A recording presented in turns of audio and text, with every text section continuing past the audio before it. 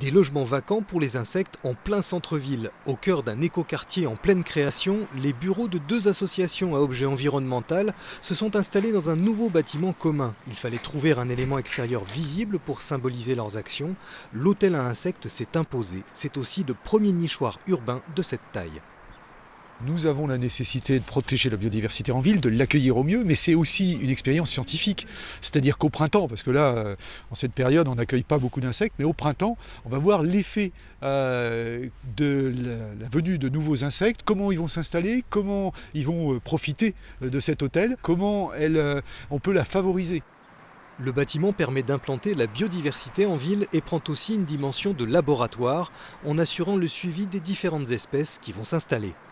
On peut avoir des papillons, des coléoptères, des abeilles sauvages, etc., qui vont s'installer et participer à la colonisation. Donc on a aussi prévu aussi des plantations de certains végétaux qui vont contribuer à habiller cet hôtel à insectes d'un point de vue végétal, qui complétera le volet animal.